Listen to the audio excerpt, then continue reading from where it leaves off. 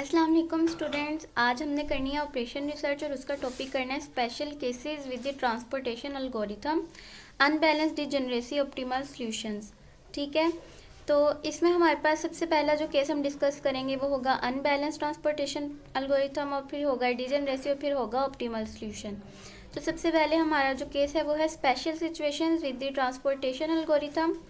तो इसमें हमारे पास इसमें हमारे पास जब हम ट्रांसपोर्टेशन एल्गोरिथम करते हैं तो कुछ स्पेशल सिचुएशंस आ जाती हैं, ये केसेस आ जाते हैं जिनमें हमारे पास इंक्लूड है अनबैलेंस्ड प्रॉब्लम्स भी हैं, डिजेनरेट सॉल्यूशंस भी हैं, मल्टीपल ऑप्टिमल सॉल्यूशंस भी हैं, ठीक है, और अनएक्सेप्टेबल रूट्स भी हैं। लेकिन हम जो डिस्कस करेंगे वो हम सिर्फ डिस्कस करेंगे अनबैलेंस प्रॉब्लम्स और डिजेनरेट सॉल्यूशंस और मोर देन वन सॉल्यूशन जो कि ऑप्टिमल सॉल्यूशंस या मल्टीपल ऑप्टिमल सॉल्यूशन जिनको हम कहते हैं। ठीक है, तो हम इन तीनों को डिस्कस करेंगे। तो सबसे पहला है हमारे पास अनबैलेंस्ड ट्रांसपोर्टेशन प्रॉब्लम्स। तो ये सिचुएशन कब आती है? बैलेंस्ड जो है आपको वर्ड से ही शो हो जाएगा कि ये बैलेंस नहीं है ट्रांसपोर्टेशन प्रॉब्लम। ये बैलेंस कब नहीं होती? जब आपके पास टोटल डिमांड जो हो वो नॉट इक्वल आ जाए टोटल सप्लाई के। ठीक है, आपने क्या करना है, अनबैलेंस्ड आपको क्या बता रही है कि आपके पास जो है टोटल डिमांड जो है वो नॉट इक्वल है टोटल सप्लाई के। या तो टोटल डिमांड जो है ये बड़ी होगी या फिर टोटल सप्लाई बड़ी होगी, दोनों एक दूसरे के बराबर नहीं होंगी। ठीक है, जब बराबर ना हो तो दो ही कंडीशंस होती है ना, या तो वो लेस देन हो सकती है या फिर वो ग्रेटर देन हो सकती है। ठीक है, ये ग्रेटर देन और ये लेस देन, तो इन दोनों में से कोई भी एक केस हो सकता है। तो इन अनबैलेंस प्रॉब्लम्स को हम इजीली हैंडल कर सकते हैं। ठीक है, इनके प्रोसीजर होता है, तो उनके प्रोसीजर के लिए क्या होता है, या तो हम उनको डमी सोर्स दे देते हैं। ठीक है, वो कंडीशन के हिसाब से होता है कि अगर तो हमारे पास डिमांड कम होती है, ठीक है, तो फिर हम उसको डिमांड कम हो तो हम उसको डमी सोर्स दे देते हैं। और अगर हमारे पास जो है डिमांड ज़्यादा होती है, सप्लाई कम होती है, मीन्स कि हमने उसको रो ऐड करवानी होती है, और रो के लिए हम किसको ऐड करवाते हैं? डमी डेस्टिनेशन को ऐड करवाते हैं। ठीक है, तो आगे हम पढ़ लेंगे, उसमें ये स्पेशल केसेस आ रहे हैं, उन्होंने बता दिया कि डमी डेस्टिनेशन कहाँ होती है? जब हमारे पास सप्लाई बड़ी होती है डिमांड से। ठीक है, और जब सप्लाई जो हो हमारे पास कम हो डिमांड से, तो तब हम डमी सोर्स को ऐड करवाते हैं।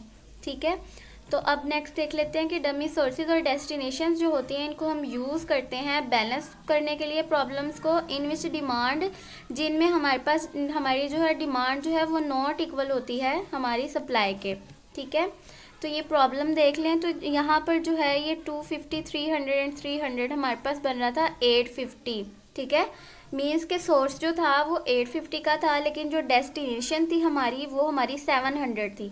ठीक है, मीन्स के 150 की रिक्वायरमेंट अभी हमें है। 150 की रिक्वायरमेंट के लिए हमने क्या किया, उसमें ये डमी कैपेसिटी वाला जो था वो हमने ऐड करवा दिया। ठीक है, डमी इसलिए है क्योंकि ये हम खुद से ऐड करवा रहे हैं, तो इसको हम डमी वेयर हाउस का नाम दे देंगे कि ये डमी वेयर हाउस हमने खुद से ऐड करवाया। और सबकी शिपिंग कॉस्ट हम क्या रख देते हैं? 0 क्योंकि हमने ये खुद से ऐड करवाना है, हमारी इसके ऊपर कोई भी कॉस्ट नहीं लग रही, तो शिपिंग कॉस्ट सबकी हम 0 रखेंगे। और यहाँ पर ये जो हमारी सरप्लस ये सप्लाई की जो होती है कैपेसिटी, उसको हम 150 हमारी कम थी तो वो हम 150 यहाँ पर लिख देंगे, ताकि यहाँ पर हमारी जो 150 की रिक्वायरमेंट थी वो पूरी हो जाए, और वो टोटल मिलकर यहाँ पे आपकी टोटल सप्लाई जो है वो टोटल डिमांड के इक्वल आ जाए, जो कि आपकी 850 है। ठीक है, तो नेक्स्ट आपके पास ये एक और प्रॉब्लम है। ठीक है, तो इसमें आपकी जो 450 है आपकी सप्लाई, और डिमांड जो है वो 500 है। मीन्स कि सप्लाई जो है वो कम है, तो उसके लिए हमें इधर से डमी डेस्टिनेशन ऐड करवाना होगा। ठीक है, तो हम अब इधर रो ऐड करवाएंगे। पहले हमने कॉलम ऐड करवाया था जब हमारी ये कम थी, डिमांड कम थी। ठीक है, जब हमारी सप्लाई कम होगी तो हम रो ऐड करवाएंगे, जब हमारी डिमांड कम होगी तो हम कॉलम ऐड करवाएंगे, क्योंकि कॉलम की रकम यहाँ पर आती है और रो की रकम हमारी यहाँ पर आती है। ठीक है, तो इसलिए आपने जहन में रखना है। अब हमने ये रो जब इसमें ऐड करवा दी, डमी प्लांट ऐड करवा दिया, तो हमें 50 की रिक्वायरमेंट कम थी। ठीक है, तो वो 50 की रिक्वायरमेंट जब यहाँ पूरी हो गई तो यहाँ पर 500 कंप्लीट हो गया। पहले यहाँ पर 100 था, तो जब हमने यहाँ 50 ऐड किया तो ये 150 बन के 500 की डिमांड हमारी पूरी हो गई। अब यहाँ पर हमारी जो है टोटल डिमांड इक्वल है टोटल सप्लाई के, और अब हम इसको सोल्व आगे कर सकते हैं नॉर्थ वेस्ट रूट लगाकर भी, और फिर बाद में स्टेपिंग स्टोन मेथड से। तो आपका जो इनिशियल कॉस्ट है वो है 2850, ठीक है। आगे है हमारे पास सेकंड जो कि है डीजनरेसी इन ट्रांसपोर्टेशन प्रॉब्लम। तो डीजनरेसी आपके पास कब आती है? डीजनरेसी का आपके पास तब आती है जब नंबर ऑफ ऑक्यूपाइड स्क्वायर्स या रूट्स जो है ट्रांसपोर्टेशन टेबल में वो आपके कम होते हैं नंबर ऑफ रोज के प्लस नंबर ऑफ कॉलम -1, ठीक है। मीन्स कि इसका फार्मूला होता है आपके पास occupied number of occupied box जो हैं वो आपके पास लेस देन होते हैं total number of rows plus number of columns, ठीक है, और -1, ठीक है। तो तब आपके पास क्या है कि आपके पास डिजनरेसी आती है। आपने याद रखना है कि लेस देन है, ठीक है, इसमें सिर्फ लेस देन है, ग्रेटर देन नहीं है मेंशन। मीन्स कि जब भी आपके पास जो है नंबर ऑफ ऑक्यूपाइड रोड्स जो है ऑक्यूपाइड बॉक्सेस जो होंगे वो लेस देन होंगे, आपके पास नंबर ऑफ रोज को ऐड करवाएं आप कॉलम्स में और फिर दोनों के सम को माइनस करवाएं 1 से, तो वो आपके पास ग्रेटर देन आए नंबर ऑफ ऑक्यूपाइड बॉक्सेस से, तो वो आपके पास डिजनरेसी केस होगा, ठीक है। इसको हम रिमूव कैसे करते हैं हम आगे वो भी डिस्कस करेंगे। तो डीजनरेसी कब आती है? जब नंबर ऑफ ऑक्यूपाइड स्क्वायर जो हैं वो लेस देन हो number of rows plus columns -1 में से, ठीक है। तो ये आपके पास फार्मूला भी बन जाता है डीजनरेसी का। तो यहाँ पर आप देखें तो आपके पास 1, 2, 3 एंड 4 बॉक्सेस जो हैं वो ऑक्यूपाइड हैं, ठीक है। आपको ये भी पता है ना ऑक्यूपाइड बॉक्सेस कौन से होते हैं, जो कि हमारे पास ये सप्लाई और डिमांड को ऑक्यूपाई किए हुए होते हैं। वो बॉक्सेस जो होते हैं वो आपके पास ऑक्यूपाइड बॉक्सेस होते हैं। जैसे ये 100 सप्लाई थी तो इसकी रिक्वायरमेंट यहाँ पे कंप्लीट हो गई 100, ये बॉक्स जो है वो आपका ऑक्यूपाइड बॉक्स है ट्रांसपोर्टेशन टेबल में। तो ये ऑक्यूपाइड बॉक्स है, एक ये ऑक्यूपाइड है, एक ये है और एक ये है। टोटल ऑक्यूपाइड बॉक्सेस कितने हैं? 4 हैं। लेकिन आपके पास अगर हम सम देखें टोटल रोज कितनी हैं, आपके पास 1, 2 एंड 3 रोज हैं और कॉलम्स कितने हैं? 1, 2 एंड 3 कॉलम्स हैं। तो आपके पास जो है 3 + 3 और -1 करना होता है number of rows plus number of columns और -1, तो ये आपके पास आएगा 5, ठीक है, जो कि बड़ा है 4 से। मीन्स कि आपके पास यहाँ पर डिजनरेसी अक्कर है, ठीक है। ये आपके पास डिजनरेसी की सॉल्यूशन, डिजनरेसी की प्रॉब्लम आ गई, इसका आगे आपने डिजनरेसी रिमूव करके सॉल्यूशन निकालना होगा, ठीक है। आगे हम एग्जांपल करेंगे जिसमें अनबैलेंस्ड होगा और वो डिजनरेसी भी उसमें आएगी, तो फिर हम उसको रिमूव करके सारा उसका सॉल्यूशन निकालेंगे। तो इसमें मोर देन वन ऑप्टिमल सॉल्यूशन में हमारे पास क्या होता है कि जब आप नॉर्थ वेस्ट रूल के बाद स्टेपिंग स्टोन मेथड करते हैं, ठीक है, तो उसमें आपने क्या करना होता है कि अनयूज स्क्वायर को देखना होता है। अनयूज स्क्वायर से आपने पार्ट्स बना के तो फिर आप उसका सॉल्यूशन निकालते हैं। अगर तो नेगेटिव आ जाए तो फिर आप आगे उसको सॉल्व करते हैं। अगर नेगेटिव ना आए, पॉजिटिव हो और ज़ीरो हो, तो आपके पास आप उसको यूज़ नहीं कर सकते, ठीक है। तो इसी तरीके से कि अगर आपके पास ट्रांसपोर्टेशन टेबल गिवन है और उसमें सब में आप अनयूज स्क्वायर बॉक्स जितने भी थे उन सब के आपने पाथ बना के देख लिए, तो सबके आंसर्स जो थे वो आपके पास पॉजिटिव और या ज़ीरो आ गए, तो वो आपके पास क्या होगा? ऑप्टिमल सॉल्यूशन होगा उसका, ठीक है। जो उसकी कॉस्ट आएगी वो आपके पास ऑप्टिमल होगी। और ऑप्टिमल मोर देन वन ऑप्टिमल सॉल्यूशन तब आते हैं जब आपके पास ज़ीरो आता है, ठीक है। पॉजिटिव नहीं आता, आंसर क्या आता है? ज़ीरो आता है अनयूज स्क्वायर का। जब आप पाथ बनाते हैं तो आपके पास क्या होता है कि उसका आपको पता चल जाता है कि हम इसमें मोर देन वन ऑप्टिमल सॉल्यूशन कर सकते हैं। मींस कि ये जो हमारी यहाँ पर ये सप्लाई वगैरह होती है, इसको हम कम इसमें कर दें, कुछ इसमें डाल दें, तो उससे कोई फिर आपका कोई भी इसमें फ़र्क नहीं पड़ता। मींस कि एक से ज़्यादा आप उसके क्या बना सकते हैं? सॉल्यूशंस फिर आप बना सकते हैं, ठीक है। तो मल्टीपल सॉल्यूशंस पॉसिबल होते हैं जब एक या एक से इम्प्रूवमेंट इंडिसेस ज़्यादा आ जाएँ। Optimal solution stages are equals to 0। एक या एक से ज़्यादा इम्प्रूवमेंट इंडिसेस जो है वो आपके पास इक्वल आ जाए 0 के, तो वो आपके पास तब क्या होता है? ऑप्टिमल सॉल्यूशन होता है। आपके पास ये क्वेश्चन है, ठीक है, इसमें ये आपको सप्लाईज गिवन है और ये आपकी डिमांड्स गिवन है और ये आपके पास शिपिंग कॉस्ट है, ठीक है। ये जो बॉक्सेस में ऊपर लगाए हुए हैं ये आपके पास शिपिंग कॉस्ट है। तो सबसे पहले तो हम इसके यहाँ पर देख लेते हैं कि ये बैलेंस्ड आपके पास है कि नहीं है, ठीक है। बैलेंस देखने के लिए हम सम अप करेंगे कैपेसिटी, सप्लाई की कैपेसिटी को भी और डिमांड की कैपेसिटी को भी। तो डिमांड की कैपेसिटी देखें तो आपके पास ये आपके पास 450 एंड 350 सम अप करें तो यहाँ पर आपके पास 800 बन जाता है, ठीक है। तो ये आपके पास कितना है, अब 800 है। लेकिन अगर हम इसको सप्लाई को ऐड करें तो ये आपके पास 500 एंड ये 6 एंड 650 बनता है। मीन्स कि आपके पास 150 जो है वो लेस है सप्लाई की कैपेसिटी में। तो अब आपने क्या करना है, सबसे पहला स्टेप नॉर्थ वेस्ट रूल को अप्लाई करने से पहले आपने क्या करना है, इसको बैलेंस करना है। ये अनबैलेंस्ड है, ठीक है। ये आपके पास क्या है, अनबैलेंस्ड की कंडीशन आ गई है। तो सबसे पहले हम इसको बैलेंस करवाएंगे।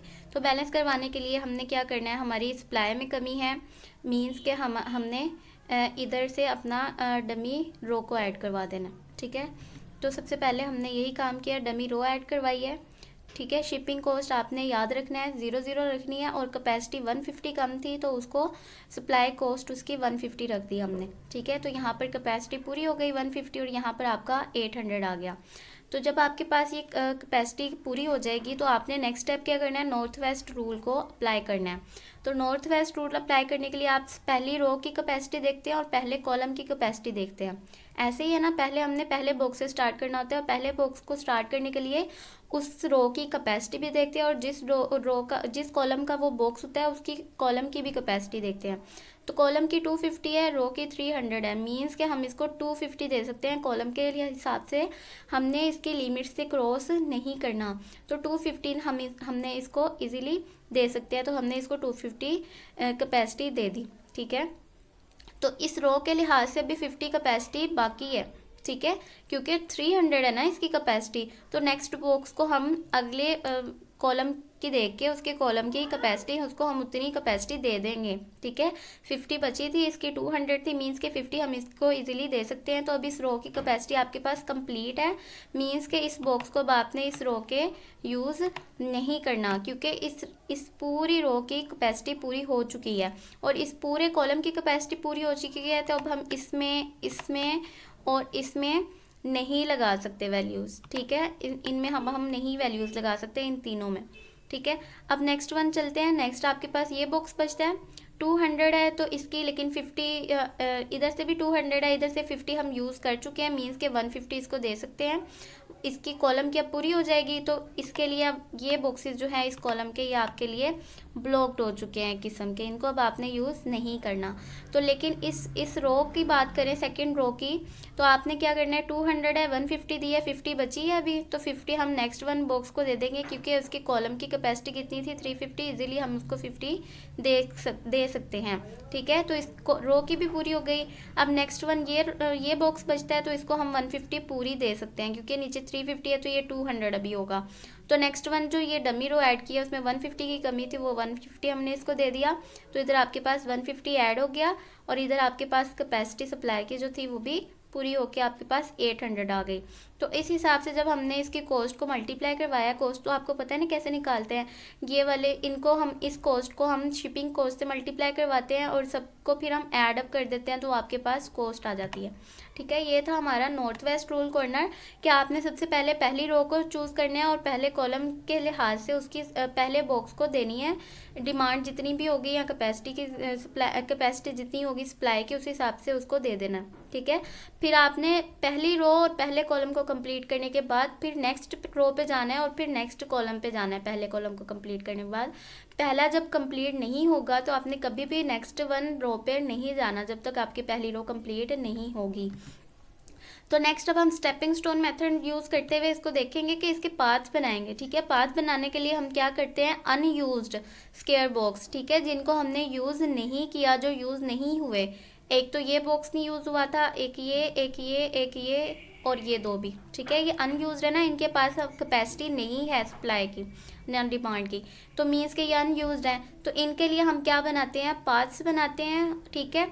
और पाथ्स हम ऐसे बनाते हैं कि ये नहीं कहीं से भी आपने इसको खाली देखा है तो इसको बनाना शुरू कर देना, नहीं, आपने तरतीब से जाना है। फर्स्ट वाली रो में जो पहला बॉक्स खाली होगा उसको आपने देखना है। तो फर्स्ट वाली रो में हमारा थर्ड वन जो था वो खाली था, अनयूज था, तो अब हम इसका पाथ बनाएंगे। पाथ बना के हमने देखा तो यहीं पर हमारे जो है हमें नेगेटिव वैल्यू आ गई है, ठीक है। शिपिंग कॉस्ट को हम करवाते हैं ना प्लस माइनस और ऑपोजिट साइंस देते हैं पाथ में, कभी भी सेम साइंस नहीं देते, तो आपके पास नेगेटिव वैल्यू आ जाती है। तो नेगेटिव वैल्यू जिनके पास नेगेटिव वैल्यू देखते हैं कि जोन सी मिनिमम होती है उसको चूज़ करते हैं, तो ये सेम है।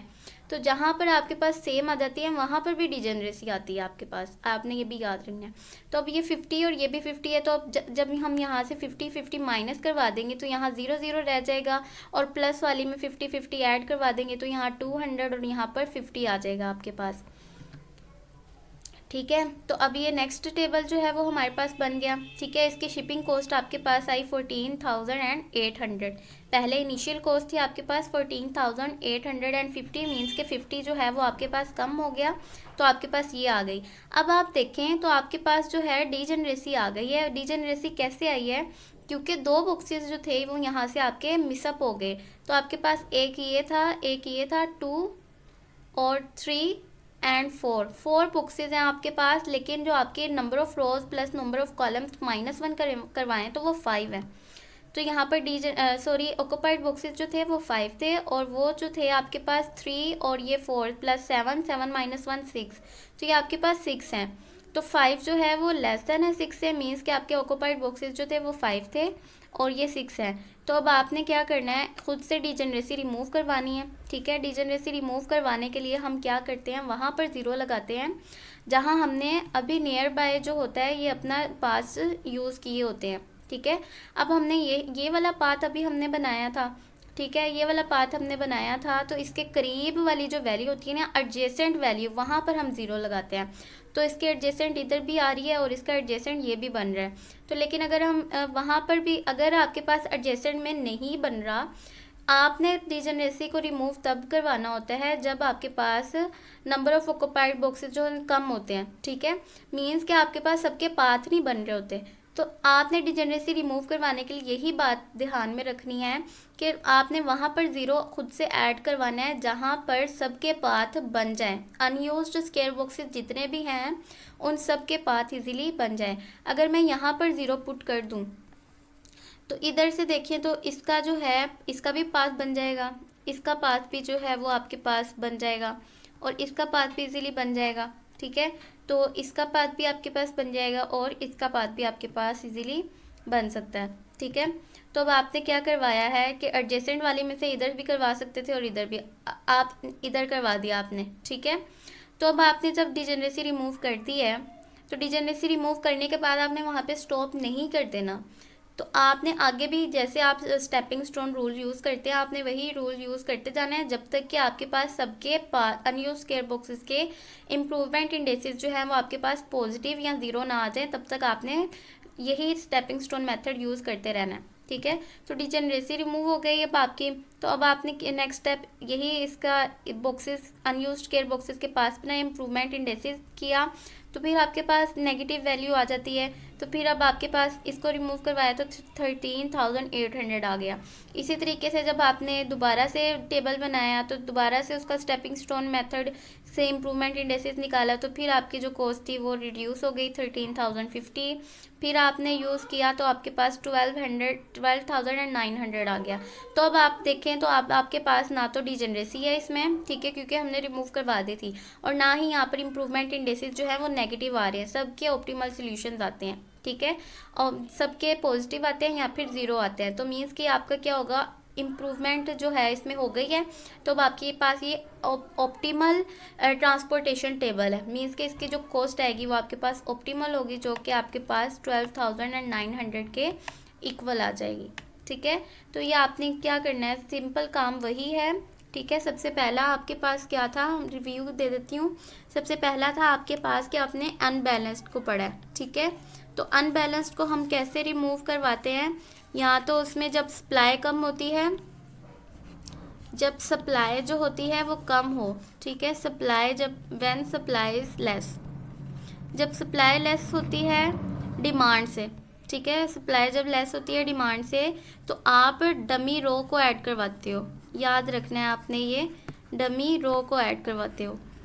और जब आपके पास सप्लाई जो होती है वो ज़्यादा होती है और डिमांड जो है वो कम होती है, ठीक है। अब डिमांड जो है वो कम है, तो डिमांड कम हो तो हम कॉलम ऐड करवाते हैं, डिमांड इज़ लेस, ठीक है। और ये तो आपको पता ही ना किससे लेस है, सप्लाई से लेस है, तो आप डमी कॉलम ऐड करवाते हैं, ठीक है, जिसको हम क्या कहते हैं, डमी सप्लाई भी कह सकते हैं इसको, ठीक है। और इसको हम डमी रो की जगह डमी डेस्टिनेशन भी कह सकते हैं, ठीक है। तो अब आपके पास ये अनबैलेंस में ये दोनों चीज़ें आती हैं, ठीक है। डमी रो और डमी कॉलम को ऐड करवा के इसको रिमूव करवा देते हैं अनबैलेंस्ड ट्रांसपोर्टेशन प्रॉब्लम को। तो नेक्स्ट वन आपके पास थी कि आपने किया था डीजेनरेसी, ठीक है। अनबैलेंस्ड के पास आपने की थी डीजेनरेसी। तो डीजेनरेसी में था कि जब आपके पास नंबर ऑफ ऑक्युपाइड बॉक्सेस जो होते हैं वो लेस देन होते हैं number of rows plus columns -1, ठीक है। तो आपके पास डीजेनरेसी आती है। तो इसको आप रिमूव कैसे करवाते हैं कि अगर फॉर एग्जांपल आपके पास ये टेबल है, ठीक है, तो इसमें आपके पास यहाँ पर जो है एक वैल्यू यहाँ है, एक यहाँ है, तो लेकिन बाकी जो है आपके पास ये एम्प्टी हैं, ठीक है। तो ये आपकी सप्लाई की रो है, ये आपकी डिमांड है। तो नंबर ऑफ़ रोज़ जो हैं वो 2 हैं, नंबर ऑफ़ कॉलम्स भी 2 हैं। तो आपके पास 4 - 1 करवाएं तो 2 + 2 4, 4 - 1 3, लेकिन ऑक्युपाइड बॉक्सेस जो हैं वो 2 हैं, ठीक है। मीन्स कि आपके पास जो है यहाँ पर डीजेनरेसी है। तो आपने for example stepping stone method जो है अनयूज स्क्वायर बॉक्स के लिए यहाँ पर यूज़ करना है। तो आपने जोन सा भी आपने बॉक्स फॉर एग्जांपल ये पाथ आपने चूज़ किया, ठीक है, पाथ चूज़ किया है, तो आपने क्या करना है, 0 वहाँ पर एडजेसेंट वाली वैल्यू में पुट करना होता है, ठीक है। यहाँ तो ये पाथ नहीं ना बना सकते क्योंकि पाथ ये बन भी नहीं रहा। फॉर एग्जाम्पल के तौर पर करें, पाथ तो तब बनता है ना जब एंड पे, इन कॉर्नर्स के एंड पर कोई ना कोई वैल्यू गिवन हो, लेकिन यहाँ तो कोई वैल्यू ही नहीं गिवन है, ठीक है। यहाँ ये तो बॉक्स ही एम्प्टी है, ये कॉर्नर्स वहीं पर आते हैं जहाँ पर आपकी वैल्यू गिवन होती है, ठीक है। तो यहाँ पर भी वैल्यू गिवन नहीं है, यहाँ पर भी कम से कम अगर आप इसके लिए कर रहे हैं तो इसको एम्प्टी नहीं होना चाहिए था, इस वाले बॉक्स को। अगर आप इसके लिए कर रहे हैं तो इसको एम्प्टी नहीं होना चाहिए था, ठीक है। तो एग्जाम्पल के तौर पर बता रही हूँ कि डीजेनरेसी वहाँ पर आप रिमूव करते हैं जहाँ पर आपने अभी स्टेपिंग स्टोन मेथड यूज़ किया होता है, और उसके एडजेसेंट वाले बॉक्स में आप क्या करते हैं, लगा कर देख लेते हैं 0 कि क्या सबके जो है वो इम्प्रूवमेंट इंडेक्सेस के लिए पाथ्स बन रहे हैं। अगर सबके पाथ्स बन रहे होते हैं तो आप उसको वहाँ पर उस बॉक्स में 0 लगा कर डीजेनरेसी रिमूव करवा देते हैं। और थर्ड वन था, आपने पढ़ा था ऑप्टिमल सोल्यूशन। तो optimal solution more than one optimal solution, ठीक है। थर्ड वन क्या था, more than one optimal solution. तो more than one optimal solution कब आता है आपके पास, जब आपके इम्प्रूवमेंट इंडेक्सेस जो होते हैं वो 0 आ जाए, एक या एक से ज़्यादा, ठीक है। तो तब भी आपके पास जो है वो ऑप्टिमल सोल्यूशन होते हैं। उम्मीद है आपको टॉपिक समझ में आया होगा। तो अगर तो आप चैनल पर नए हैं तो चैनल को सब्सक्राइब लाजमी कीजिएगा ताकि आपको नेक्स्ट वीडियोस भी मिलती रहें, और फ्रेंड्स के साथ शेयर भी कर दीजिएगा और चैनल को लाइक भी कर दीजिएगा। अल्लाह हाफिज़।